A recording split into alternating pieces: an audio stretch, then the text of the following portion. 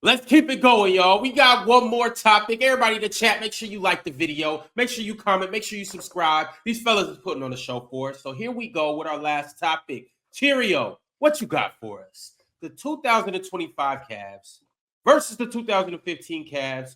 Who wins in a 7-game series? Talk to me, Haize. It's on you. Real talk. It's on you. I went with the 2015 Cavs. Number one, LeBron James is on the roster. That's point number 1, 2, and 3. Secondly, to be honest with you, though, that 2015 Cavs team and the 16 roster as well had a lot of versatility on that roster that people I think don't really realize. With they had Amon Shumpert on that roster. They had J.R. Smith. They had obviously Kyrie Irving. They had Kevin Love. And so in the matchup between the 25 and 15 Cavs, I think the Cavs this year have struggled to guard bigger wing players because of, the lack of POA at that position. DeAndre Hunter, respectfully, you stick him on LeBron, I'm comfortable. I'm also able to drag out one of your bigs with Kevin Love. And either you're going to put Evan Mobley or Jared Allen on him, and we'll get one of them out the paint. Also, Donovan Mitchell and/or Darius Garland has to guard Kyrie Irving. I think I'm also living with that as well. And the defensive versatility with Tristan Thompson. If you all remember, Tristan Thompson was vital in that not only that 15 series against Golden State, but that 16 series, being able to step out and switch and guard and hold his own against some perimeter players. So Tristan Thompson is a mobile, big and versatile big himself, and not only that, he's also a vertical spacer and pick and roll for LeBron and Kyrie Irving. So that's why I went with the 2015 Cavs. Let's go, Haize. I love that you brought up LeBron James. Great player. Make no mistake about it. And in no way I'm going to sully the name of LeBron James. I'm actually one of the Bulls fans that can recognize that LeBron James is a great player. But that wasn't the best season for LeBron James. Let's go to it. LeBron James on the floor was an average or below average shooter in every spot on the floor except the right elbow, where he shot 44%, above the league average of 38%. And he only took 47 shots from there, though, one of his most effective spots. That's in the entirety of the season. Let's also go to in the paint. LeBron James in the paint, that's where he was the most dominant at, 65% compared to the league average of 54.9%. The Cleveland Cavaliers are one of the best teams at points allowed in the paint in that restricted area where LeBron dominated that season at. They're the 8th best team in points allowed in the paint this season alone, right? And also, let's also remember that Cavaliers team was not the best defensively, was not the best offensively. They were elite at almost nothing. They were the 18th defense in the league, 21st in defensive rebounding, which is not good. They were 17th in scoring allowed in the paint as well, and 25th at scoring allowed at the rim. The fact of the matter is that the 2025 Cleveland Cavaliers team is so much more of a well-rounded team. Yes, the 2015 Cavs have the better player in LeBron James. Make no mistake about it. But where LeBron was the most dangerous at that season actually plays into the strengths of the 2025 Cavaliers team. And I haven't even talked about the offensive upside and efficiency of the 25 Cavs team yet. Back on you, Real Talk. So what I did find out in seeing the 2015 Cavs roster is that I think Amon Shumpert only played 38 games in the regular season. He was a vital part of that defense, especially from a POA perspective. So a lot of those stats can be skewed. Again, I think they did have one of the better playoff defenses, and Amon Shumpert was there for a majority, if not all of those games. So again, the defensive versatility between Amon Shumpert, J.R. Smith actually was also a really good defender at this time. If people do remember, he did do a good job on Steph Curry in his few moments, did a good job chasing Klay Thompson as well on screens. What I do want to ask, though, and counter is that, yes, was that LeBron James' best year? Absolutely not. But this is also not Donovan Mitchell's best year. And if I'm going to get mid versus mid, I'm still going to I want the better mid. Give me a mid LeBron James before a mid Donovan Mitchell, to be honest with you.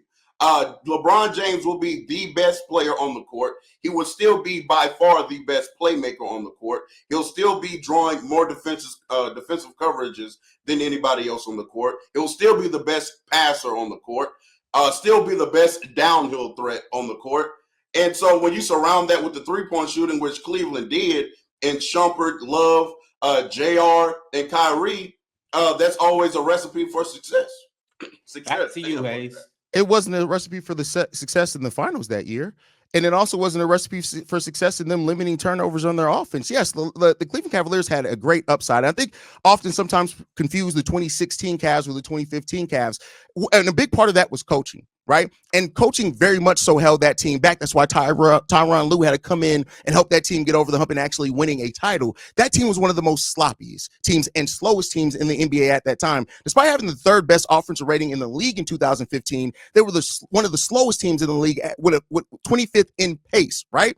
They weren't very good at limiting turnovers. Usually when you play slower, you play a more efficient brand of basketball and limit turnovers. Let's talk about this year's Cleveland Cavaliers team. With the Cleveland Cavaliers, the 2015 Cavs being so bad at turnovers, this 2025 Cavs team is third lowest in turnovers per game, and they score almost 39 points off turnovers a game, if I'm not mistaken. Somebody fact check me on that one. Then also the depth of this Cavs team. You talk about what they were able to do off the bench in this season, so far in the season. This is a Cavs team that's deeper than the 2015 Cavs team. Yeah, you have your top end, but as we know, when you're talking about playoffs, when you're talking about series, when you're talking about matchups, the depth absolutely matters in that team. You already said Iman Shumpert was hurt. J.R. Smith, I get it. You want to squint your eyes and kind of look at when it was the best version of J.R. Smith, but let's not forget who and what J.R. Smith was overall. Like let's just look at that. This is a Cavs team that overall right now is a better and on both sides of the ball team than what that 15 Cavs team was. 3 minutes is on the clock.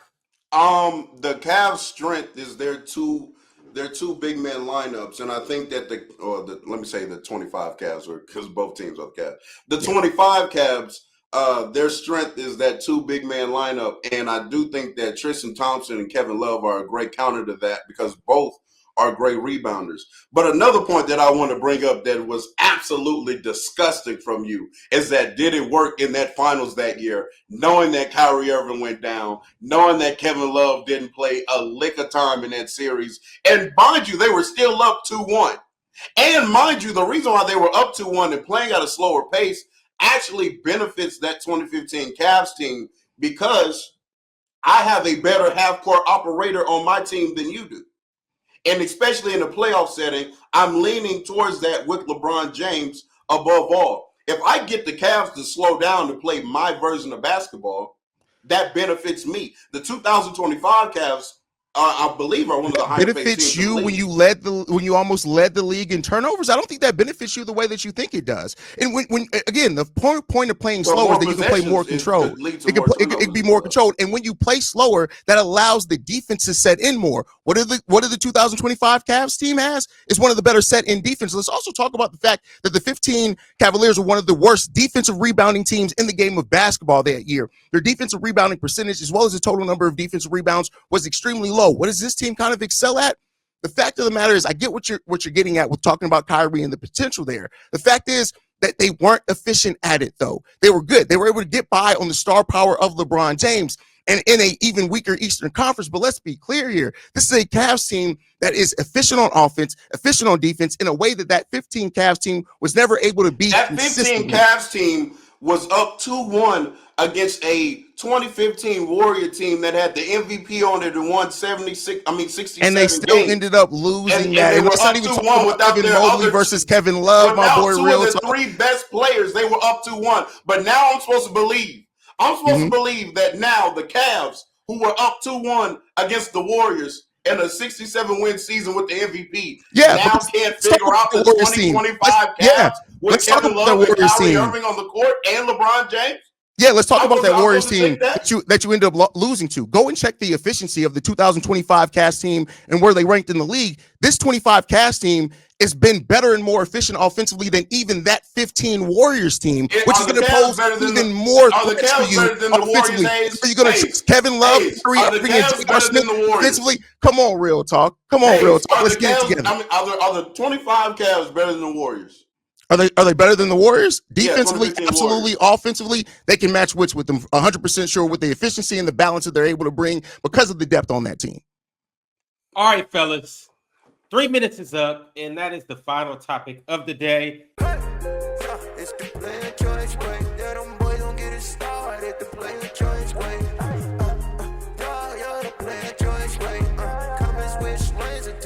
a joint, wait,